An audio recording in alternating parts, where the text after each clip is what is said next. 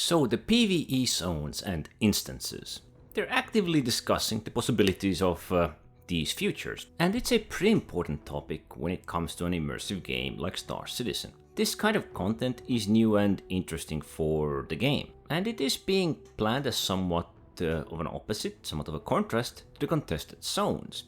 In other words, these would be safe cooperative areas to pass through, to play through. Instead of the PvP focused winner takes all encounters, perhaps even where group members might betray each other. Of course, these instances sound a lot like dungeons from traditional MMOs, creating a separate isolated space outside the persistent universe. These spaces can either be focused on entirely group-based gameplay, or perhaps player-specific dungeon encounters. PvE zones might actually work in similar manner, where players can't damage each other as they're part of an instance or in the PvE zone, and instead need to cooperate against AI enemies or environmental challenges. I would say we have already had somewhat of a taste of this in Star Citizen. For example, the ongoing Save Pyro initiative includes many elements that resemble instanced PvE gameplay. Sure, it is open world, everyone can join, but these Valakar worms, robotic mechs, massive space station lasers, and new mineral materials with unique locations, contested zones, and fresh vendors, all of these can feel like separate encounters, separate instances, although everyone can go there. There are a lot of elements which resemble a dungeon, resemble an event where you partake. This Save Pyro initiative, it has also introduced new ships and things of that nature, let's not forget about them.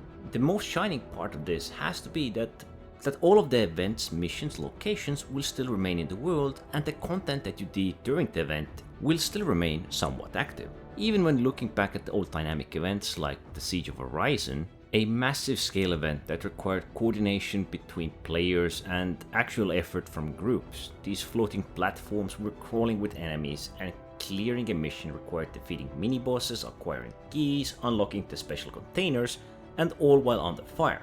Even with 20 to 30 active players, this event could easily take up hours, as there was no real coordination. There were just groups roaming about, often covering the areas which were already covered. Now, I'm not saying every instance needs to be that massive. In fact, small-scale instances could be incredibly effective and manageable. What matters is the design. An event like Siege of Horizon could be scaled down to fit smaller groups without sacrificing challenge or reward.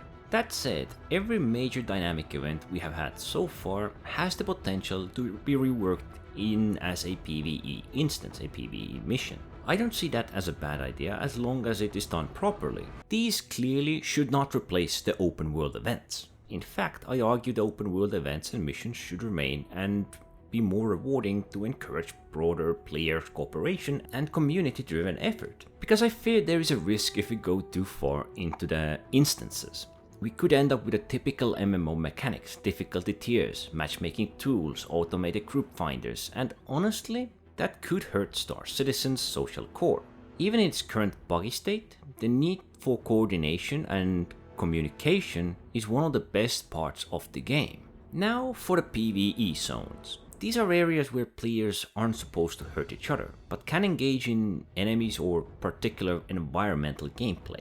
I'm okay with the idea if it is applied sparingly. If it's similar to the contested zones, maybe there is a derelict exploration station with puzzle-based objectives which requires multiple players to work together, where PvP just doesn't make sense. But I am not a fan of applying these PvE zones on a larger scale. We absolutely don't want a lawless system like Pyro filled with these safe zones. A system like Stanton might benefit from having few of them, but if this expands too far, it risks undermining the game's integrity. If they want more PvE protection, I'd rather see a wanted system like GTA, where stirring up trouble triggers law enforcement or bounty hunters to chase you.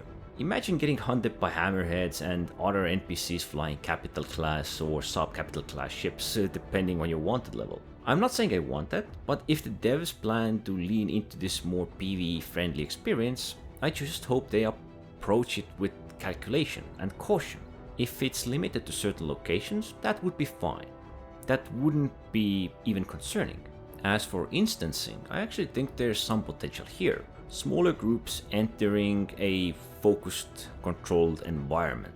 This could help with server stability and offer unique, rewarding content. But then again, let's not go too far with this and keep this relatively simple, as I don't want a 10 different difficulty dungeon grind with a scoreboard. Let's just hope it stays small, meaningful, and rare enough to keep Star Citizen what it was always meant to be. Anyway, don't forget to like, subscribe, and thanks for watching!